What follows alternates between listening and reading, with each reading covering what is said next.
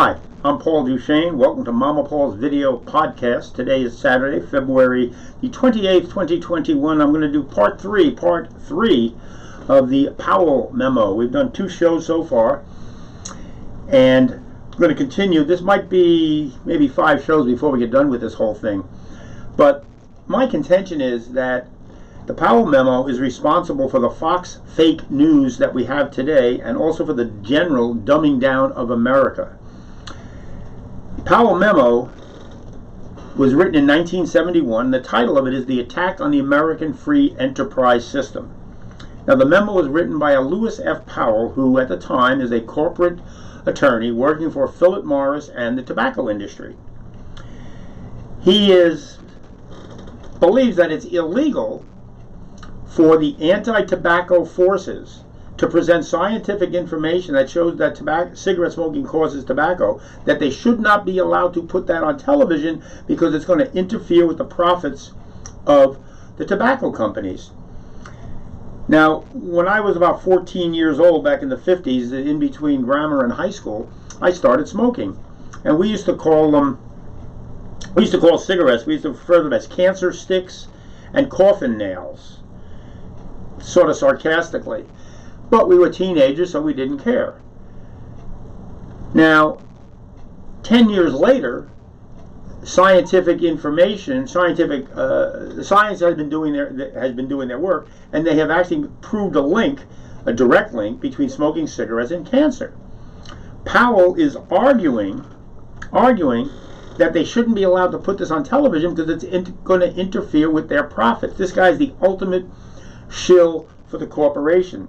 Now, around this time in '68, he's offered a position on the U.S. Supreme Court. He turns it down because he's making too much money working for the tobacco industry. He doesn't want to become a Supreme Court justice. It'll be a downgrade. He'll lose money. Now, the memo itself, why don't we just put a picture of the memo up for a second there so you can physically see what it actually looks like. This here is page 1, the opening of the memo. And you can see it's dated August 1971, and it opens up that first highlighted sentence, no thoughtful person. It sort of reads that no thoughtful person can question the American economic system is under broad attack. He said there's always been some who oppose the American system and prefer socialism or some form of statism, which he then says communism or fascism. So he's saying that there's always people who oppose the American system, and they preferred socialism or communism or fascism. You sort of already put yourself into an either-or category. You're either in favor of everything we're doing, or you want a whole new system. I think it's sort of limited thinking on his part.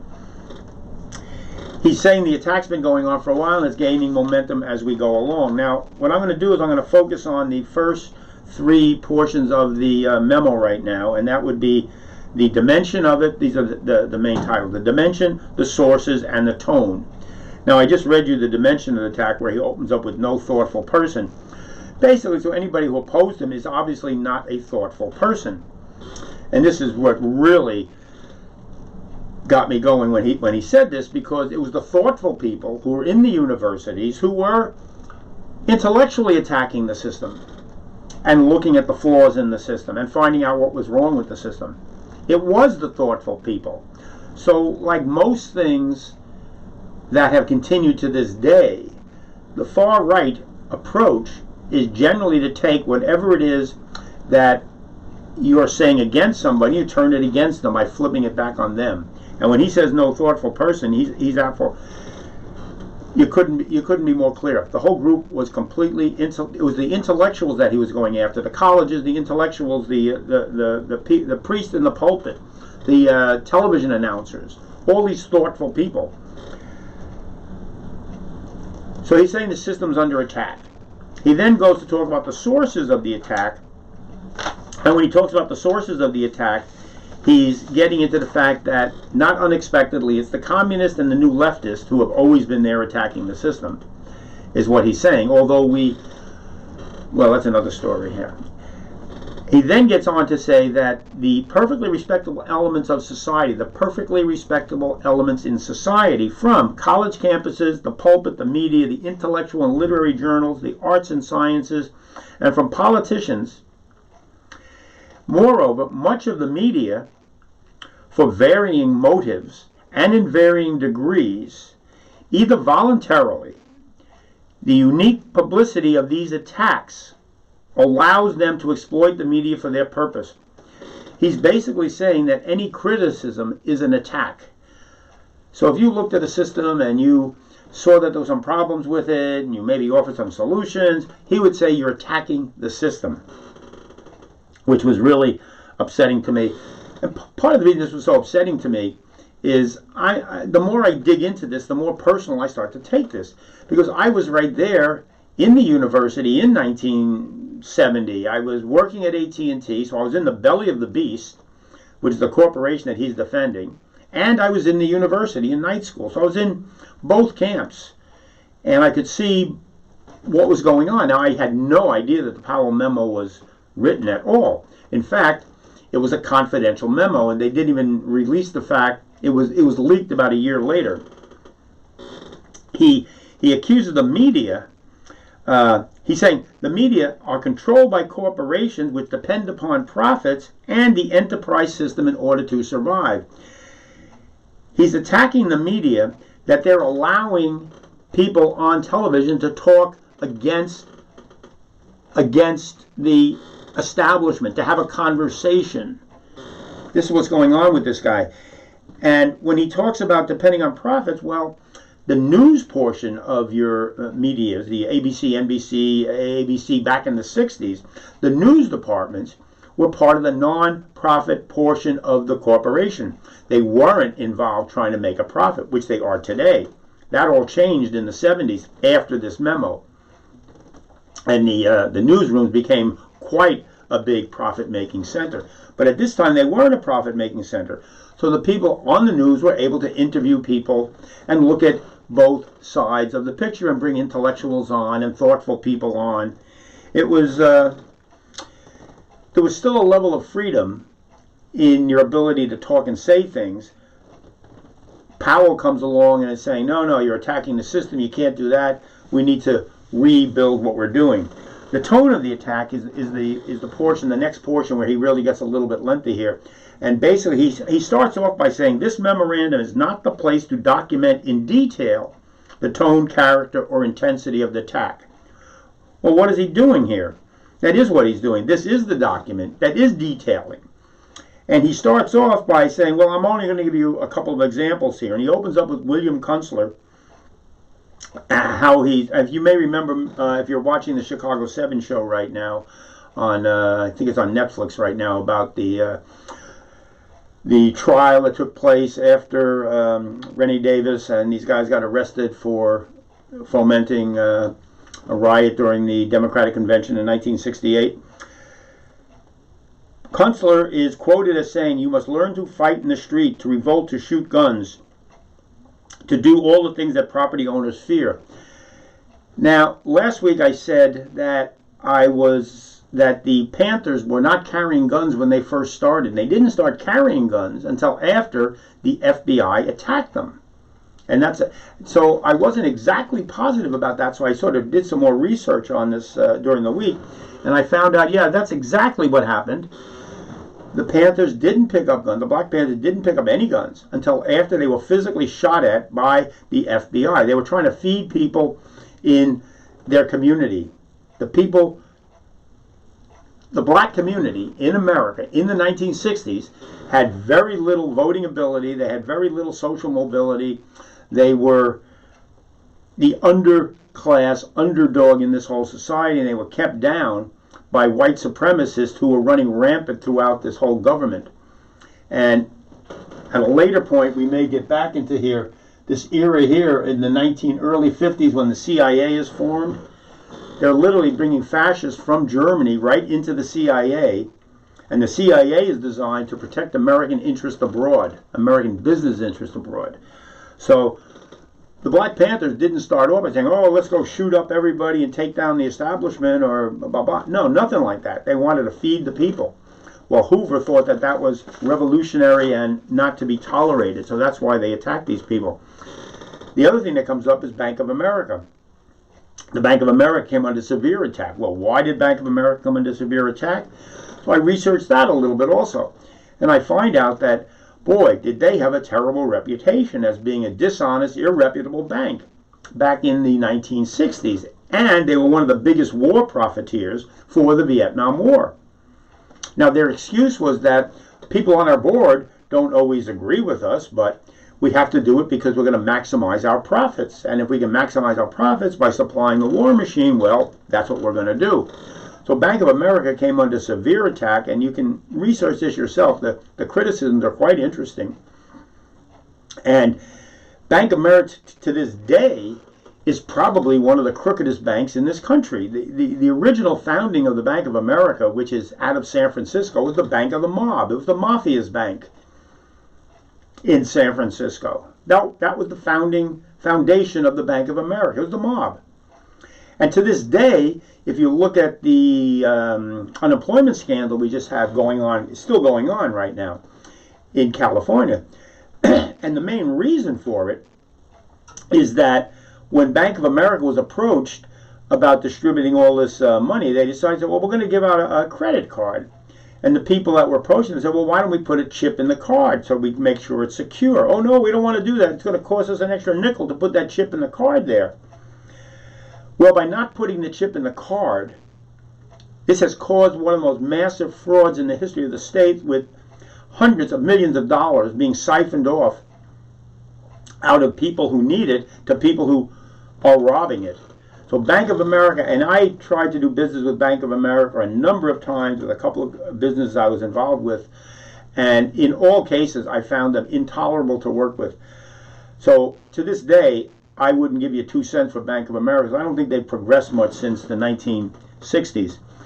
As we go through this section here about the tone of the attack, we next run into the name of Milton Friedman. He mentions this right here. We're on page 4 of the, my page 4, which is the new version of page 4, which is a computerized version. The original version is 32 pages. This is much shorter. He raises Milton Friedman up as this godsend for American capitalism. And I won't spend a lot of time on this right now, but I also have an article here that goes back to Forbes in 2013. Well, let's put it right up there. I'll just show it to you quickly. I don't have it copied there, but there's the article that was in Forbes magazine in 2013, and basically it said the origin of the world's dumbest idea, and it's about Milton Friedman, who is the most influential economist of the 20th century, the most consequential public intellectual. And he says here, Friedman's articles were ferocious. Any business executive who pursued a goal other than making money were unwitting puppets of the intellectual forces that have been undermining the base of a free society these past decades. So anybody that had an idea that there might be a social responsibility to a corporation, or they might have a responsibility to their workers or anything like that, a corporate executive, he goes on to say, is an employee of the owners of the business, the shareholders. Forbes magazine is like, what? What, are you kidding? The executive is an employee of the corporation. Clearly not, says Forbes magazine. Clearly not. And Forbes magazine goes on to talk about how the organization of a corporation is a legal fiction. It's a really interesting article.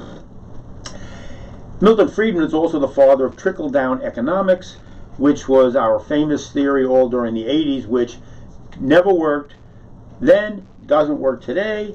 It's called supply-side economics, trickle-down economics. Give the money to the people at the top, and the money will trickle down to the people down below. Well, forget about it. It's not happening. And that's the trickle-down economics, which is another... a few things here I didn't plan on getting into, but I wound up getting forced to sort of re-research some of these areas. Under the tone still. So, Kunstler is the first bad guy. The attack on Bank of America cannot be tolerated on any level. Milton Friedman is the god of capitalism here, according to this guy here. And then he gets into Ralph Nader, who he absolutely cannot stand. Ralph Nader went after the Ford company, Ford Pinto. Notoriously built a car that had a gas tank which was exploding when people crashed into it. Now, before this car was sold to the public, they had figured out that they had a problem with the car. They knew that the car was going to explode upon impact. But to change the configuration, they would have to have retooled the whole assembly line. Whoa, God, what's that going to cost us? Well, how many people do you think are going to have an accident? Oh, how many people are going to get killed? Oh, well, what are we going to have to pay the people that get killed? Okay, what does that come to? Okay, what is it going to cost to retool?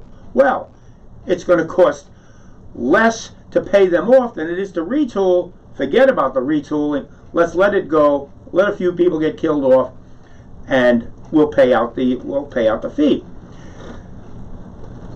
Nader is the first consumer advocate who's going after these corporations over this particular issue. And just quoting directly from Powell here, perhaps the single most effective antagonist of American business is Ralph Nader, who became a legend in his own time, mentions Fortune magazine's articles, blah, blah, blah. The passion that rules him is aimed at smashing utterly the target of his hatred. What is the target of his hatred? Oh my God, corporate power. Imagine that. He thinks and says quite bluntly, that a great many corporate executives belong in prison. They do.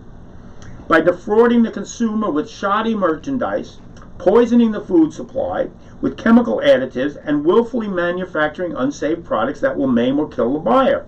He emphasizes that he's not talking about fly-by-night hucksters, but the top management of blue chip companies. That's exactly right. You can't argue with this. This is exactly what's going on.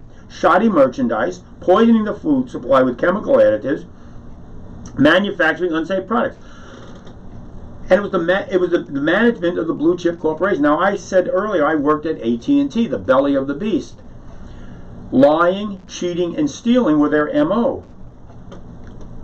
This, what he's going at, they do belong in prison. He's absolutely right. Would that be an assault on the free enterprise system if corporate executives who build cars that let people die were convicted of something? It was actually Henry Ford Jr., I believe, was in front of one of these Senate subcommittees at the time when they were investigating these mishaps with these cars back in the 50s. And one of the senators asked me, said, well, aren't you guys in the business of making safe cars? And Henry Ford Jr. said, no, we're not. We're not in the business of making safe cars. We're in the business of making money for our shareholders. Boom. Forget about the safe product. Anything we can do to make money is good. There's a problem here. And then he goes on to say after this, the frontal assault was made on our government, our system of justice, and the free enterprise system by Yale professor Charles Reich in his widely publicized book, The Greening of America. And we got another one. So let's take a look at that. And there's The Greening of America. There's a cover. And The Greening of America was published, I believe, in 1970, a year before the Powell Memo. And just to read the title on that book there that was in front of you, it said, there is a revolution coming. It will not be like revolutions of the past. It will originate with the individual and with culture, and it will change the political structure only as its final act. It will not require violence to succeed, and it cannot be successfully resisted by violence. This is the revolution of a new generation. Well, Charles Reich obviously needs to be shut down and should now. Charles Reich, just to get clear, he's another Yale professor.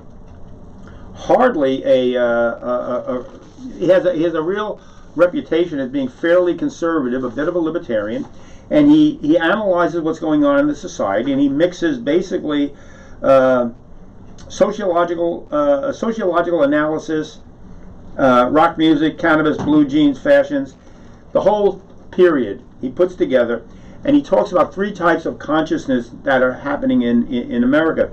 That the 19th century farmer kind of small business philosophy, the consciousness too would be sort of the post New Deal meritocracy, David Brooks' word, a meritocracy generation leading into the 1950s, which they call the silent generation. And consciousness 3, which is a 1960s counterculture view focusing on personal freedom, egalitarianism, and recreational drugs. Well, the recreational drugs now, after 50 years, have now been legalized in almost every state.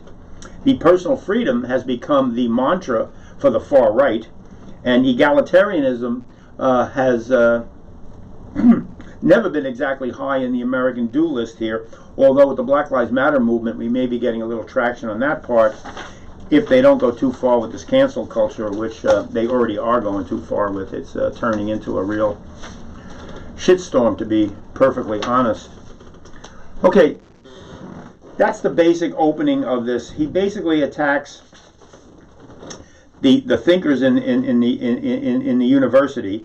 He mentions a few other people along the way, including Herbert Marcuse, who wrote, I believe, One-Dimensional Man. He was quite widely read in the universities in the 60s. Also a mix of sort of Freudian and Freudian psychology and sociology. And he's looking at the alienating effects within corporate America and how it's affecting people. And like I said, I was right in the middle of the belly of the beast during this whole period of time. Let me move over to this one other little board here while I got another minute. Well, let's get rid of the greening. Okay, we'll get rid of the greening, move to the board, bring myself into it.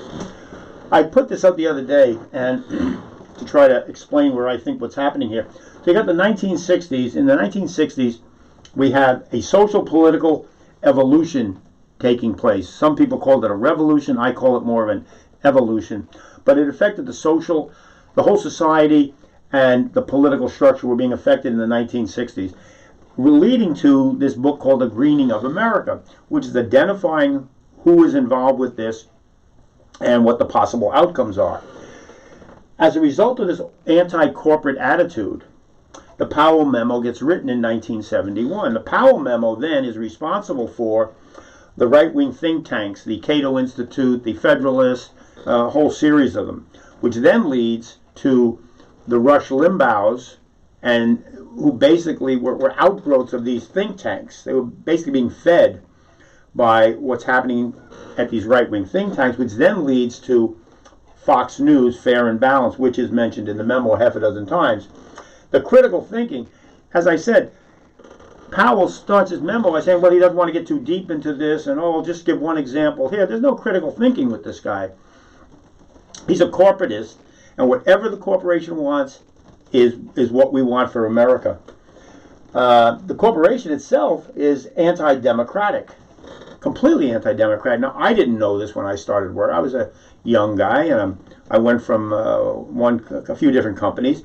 It wasn't until I really got into AT&T, a really large corporation, that I found out how anti-democratic they were. They were not only anti-democratic, they were practically fascist when you got down to it. The university, the indoctrination going on in the university, along the way, while I was in graduate school, I saw the change in the courses over a 2-year period where suddenly you needed to have a probability and statistics course to justify whatever it is you were saying in your words. You had to have a statistician back you up in order to get your papers out. So there's a large influence that happened in the universities, not in 71-2, but more like late 73, 74, 75, at this period of time. That's about when I left the new school and came west, young man. They literally got rid of the thinkers and replaced them with widget counters. And critical thinking from there on in has been mashugana. And in fact, if you look at the liberal arts departments, the liberal arts department shrunk, the computer science departments, well, that's nowadays computer science, but back then engineering departments, business, especially business, and that was the influence that came into the universities. So they pretty much downgraded the thinking and upgraded the conformity to work in a large organization here. So this was the Powell Memo caused these things to happen. Well, meanwhile, in the society, this whole group over here, the supposed Greening of America group, by 71, 72, 73, as the war is working its way down, as the race riots have subsided, as the women's movement is gaining a little traction, as the Stonewall riot has led to the gay liberation movement, and we now have a gay liberation parade every year, what we're getting is the commercialization of the hippie movement. The hippies are all getting commercialized and becoming part of the society. This happens time and time again. And the clothing of the 60s, which everybody's laughing at, the clothes of the 60s, well, by the 70s, that became the fashion standard. So the bell-bottoms got fashion standard, and the dashikis, all these things that the hippies were all wearing in the 60s, suddenly by the 70s, they became la fashionista. The other group of people, the really heavy social and political people, the people that were, say, at Woodstock, where the Maharishi Yogi was on one hand, the whole hippie movement was getting inundated with a whole spiritual seeker kind of group. The seekers, the meditators, the people that were going off to India and studying with gurus and bringing some of the gurus back. And I think one of the books is called When the Swans Came to the Lake, indicative of the Eastern thinking, the Eastern spiritual thinking coming into America. Well, this group, who were spiritually and politically active, split. And one group stayed the spiritual, and the other group stayed political. Literally split. And the reason I'm so embedded in this is that I was in the middle of this. I was spiritual and political at the time. And by the late 70s, early 80s, various New Age magazines at the time were pointing out that they had split and how we're going to bring this back together. And I was actually writing some essays about this and responding back to New Age Journal and East West Journal about this very topic. And this topic was discussed for a couple of years in the early 80s, and then it faded along with the commercialization of everything else going on. So that's sort of my hit on this whole thing. And I say to myself, why was I so personally, I feel like the deeper I dig into this, the more I feel personally attacked for my beliefs back then, which I still have today. So when I left the new school, I dropped out of the new school. I did half the program in political economy. I was at AT&T, and I transferred with AT&T out to California, where I stayed for 2 years before writing a 17-page letter of resignation, accusing them of lying, cheating, and stealing. And it was my contention that this large corporation, the bedrock of the corporation, the moral structure of the corporation, was built on lying, cheating, and stealing, anything for a profit. And this is a longer story I'll do at a later date, but that's my wrap for the day. And this is getting a little bit into the weeds with this whole thing, and I can see that my own personal involvement may not be the healthiest thing, but I will continue looking at this. So the next time we're going to look at some of the other sections in here, specifically about the universities, the magazines, the media, and we'll try to go through these various sections, and then we're going to try to make some sense of what's going on today in terms of how we wound up with a bunch of literally white supremacists attacking the Congress on the 6th of January. The guy that was responsible for the attack is now at CPAC with, I mean, this couldn't get any more gross. They've got a golden calf, oh, excuse me, not golden calf, a golden image of this guy. with red, white, and blue shorts on and a long red tie. And this guy has taken over the Republican Party. Just 2 weeks ago, Mitch McConnell was calling him responsible for this whole mess. And now, just last night, I believe McConnell once again changed his mind. So we're in a period of really deep trouble right now. And it's this group of people here who I think I'm talking to mostly. The people who have been green, who are part of this spiritual and political group here, we have got to get it together and do something, or we're going to get squashed in the process. Peace, patience, persistence, and I'll see you as soon as I can. Thank you. Thanks for watching.